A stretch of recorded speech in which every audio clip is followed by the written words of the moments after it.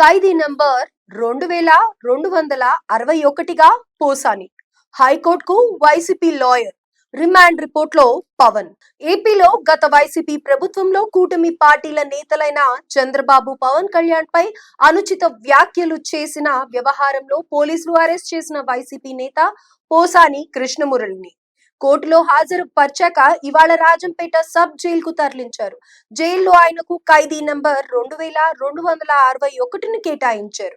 ఈ నేపథ్యంలో పోసానిని విడిపించేందుకు వైసీపీ నేత మాజీ అదనపు అడ్వకేట్ జనరల్ పొన్నవోలు సుధాకర్ రెడ్డి హైకోర్టును ఆశ్రయిస్తున్నారు. మొన్న రాత్రి పోసానిని హైదరాబాద్ లో అరెస్ట్ చేశాక అన్నమయ్య జిల్లా ఓబులవారిపల్లె పోలీస్ స్టేషన్ కు తెచ్చిన పోలీసులు 9 గంటల పాటు సుదీర్ఘంగా ఆయన్ను విచారించారు. అనంతరం రాత్రి 9:30 గంటలకు railway Koduru junior civil judge కోర్టులో పోసానిని పోలీసులు హాజరుపరిచారు. దీంతో రైల్వే కోడూరు కోర్టు 14 రోజుల రిమాండ్ విధించింది. ఇవాళ తెల్లవారుజాము 5 గంటల వరకు సుదీర్ఘంగా వాదనలు కొనసాగాక పోసానిని 2 వారాల పాటు రిమాండ్ పై రాజంపేట సబ్ జైల్ కు తరలించారు. పోసాని తరఫున రైల్వే కోడూరు కోర్టులో వాదనలు వినిపించిన పొన్నవోలు సుధాకర్ రెడ్డి ఆయనకు ఊరట మాత్రం ఇప్పించలేకపోయారు. బిఎన్ఎస్ చట్టం ప్రకారం పోసానికి 41A నోటీసులు ఇచ్చి బెయిల్ ఇవ్వాలని పొన్నవోలు కోర్టును కోరిన న్యాయమూర్తి అంగీకరించలేదు.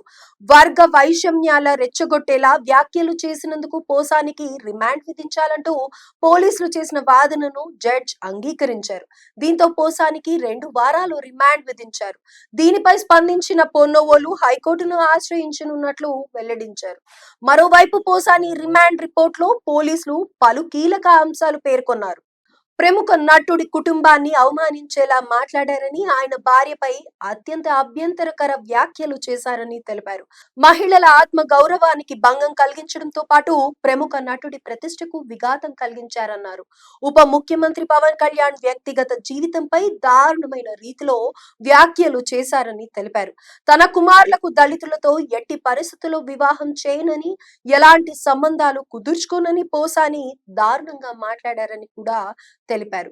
దళితుల్ని కించపరిచేలా, విద్వేషాలు రెచ్చగొట్టేలా వ్యాఖ్యలు పోసాని కృష్ణమురళి వ్యాఖ్యలు చేశారని వెల్లడించారు. రాజకీయ నాయకుల్ని, వారి కుటుంబాల్లోని మహిళలను అసభ్య పదజాలంతో దూషించారని, పోసాని కృష్ణమురళిపై రాష్ట్ర వ్యాప్తంగా 14 కేసులున్నాయని తెలిపారు. పోసానికి రిమాండ్ విధించకుండా వదిలేస్తే విచారణ కష్టమవుతుందని పోలీసులు తెలిపారు. పోసాని సినీ రంగానికి చెందినవారు కావడంతో ఆయన మాటలు చాలా మందిపై ప్రభావం చూపుతాయని, బహిరంగంగా సమాజంలో విభజన తెచ్చుకునేలా పోసాని వ్యాఖ్యలు చేశారని పోలీసులు రిమాండ్ రిపోర్ట్ లో తెలిపారు.